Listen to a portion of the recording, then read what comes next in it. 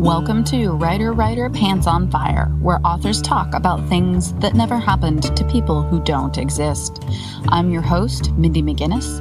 You can check out my books and social media at mindymcginnis.com and visit the Writer Pants on Fire blog at writerpantsonfire.com. Welcome to the August Roundup episode. For any writers who are listening, I have ad spots open on the podcast in December. You write the text, I'll create the ad. Options are for 15 and 30-second slots, priced at $3 and $5. For more information, email me at mindy@mindymcginnis.com. Also, don't miss exclusive agent and editor interviews available through Patreon.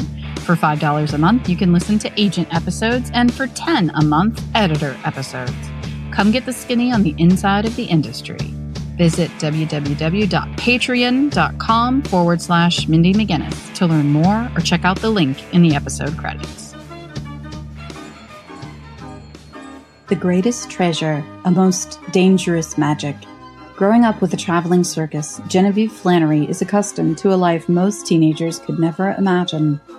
But when her mother leaves behind a dangerous, magical legacy, it threatens to unravel everything and everyone Genevieve holds dear. Sleight by Jennifer Sommersby. I started this month by welcoming two-time Mary Higgins Clark winner Lori Rader Day. Lori joined me to talk about the work that goes into a novel before you ever query it, the benefits of joining professional writing organizations, as well as the moving rung of what we deem success after being published. On August 13th, Jessica Verdi joined me to talk about querying a first novel, landing her agent, and breaking out of writing only one genre. Also covered how Jessica handles hot-button issues in her books and the pushback that can come from writing about such topics. August 20th brought Lamar Giles to the show to talk about the overconfidence he had as a young writer and how he took the time to reflect on 8 years' worth of rejection before landing his agent in 2010 with his sixth novel. Also covered diversity in publishing and how genre writing can be looked down upon. Up next, likability, or not. Writing characters you don't want to be friends with.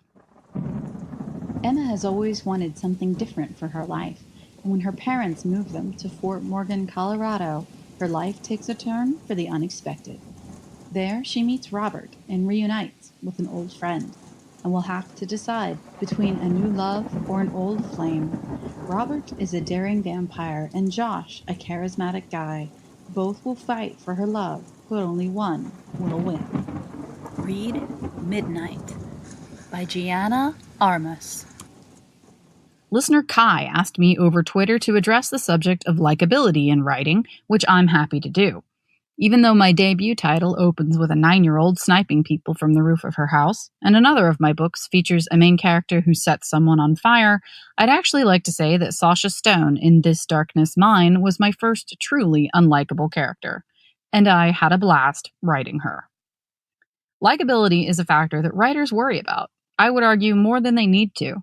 Ask yourself about some great characters you truly love to watch, then ask yourself if you'd want to be friends with them.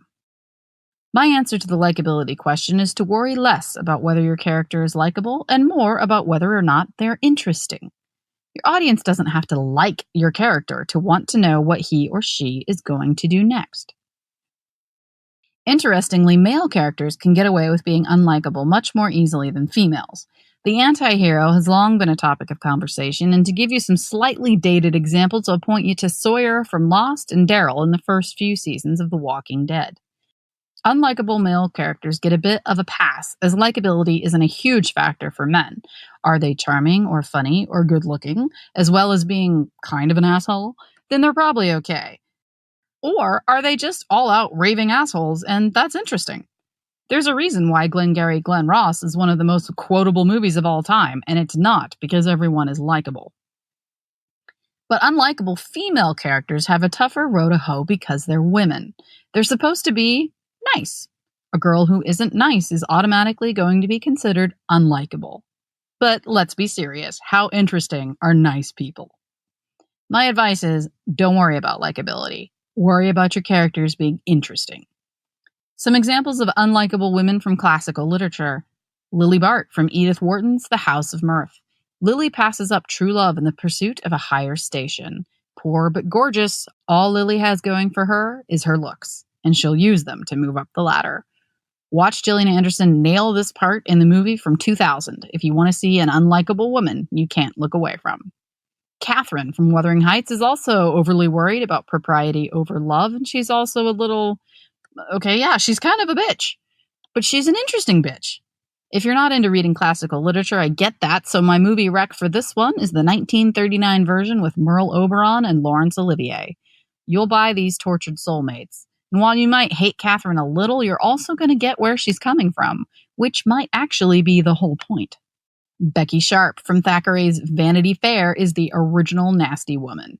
Happy to use anybody that will be her tool, Becky climbs to the top and you will admire her cunning, even if you absolutely hate her.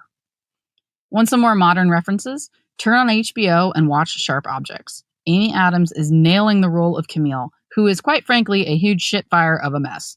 She makes bad decisions, she does some really questionable things, she drives drunk, she's always drunk, she's carved half the dictionary into her body. Want to be her friend? No, you don't. But you do want to know why, don't you? Why is she such a mess? Who cuts words into their entire body? Why? You don't have to like her. You just have to be curious about her. Succession, another HBO show, is a great example of bankable unlikability. The entire cast is made up of assholes, huge, raving assholes, and you cannot wait to see what they're going to do to each other next. Sharp writing and some amazing comedic moments make you want to know what's going to happen next to this group of filthy, rich, spoiled adult kids who can't even make their own coffee because they don't know where the help keeps the coffee beans. Yes, that's an actual scene, and you want to watch it now. Another example, and keep in mind Game of Thrones were books first, Cersei Lannister and Sansa Stark. Cersei is downright hateful, and Sansa is easily dislikable, but both of them have reasons for being the way they are, reasons that become clear over time. Keeping you invested in them until you understand their motivation is part of the trick of finding empathy with an unlikable character. But empathy with an unlikable character will take time to build, and, I would argue, is not always necessary. The Twitter follower who asked me this question used Sasha from This Darkness Mine as an example of an unlikable character that was hard to look away from, which I appreciate. So ask yourself, why? She's horrible, truly, but she's also very, very goal-driven, and that's something you're invested in, drawn into by dint of her narration. You might not be rooting for her, although I bet you are, but you do want to see what's going to happen because she's so driven that you become wrapped up in her goals. Whether because you want to see her fail or succeed doesn't matter to me at all. You're still going to turn those pages. But for the absolute ultimate lesson in writing an unlikable female character that you cannot stop watching, go watch The Last Seduction from 1994. Unless you're easily offended. In the end, the way to deliver an unlikable character is not to worry too much about making them likable or unlikable. Just make them interesting.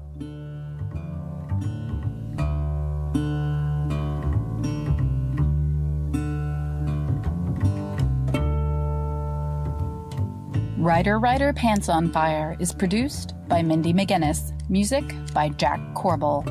If you find the podcast or blog helpful, please consider making a donation by visiting gofundme.com and searching for Writer Pants on Fire. Or visit the blog by going to writerpantsonfire.blogspot.com. Click on the podcast tab and then the PayPal button. I'm your host, Mindy McGinnis. Join me next week for another episode of Writer Pants on Fire, where writers talk about things that never happened to people that don't exist.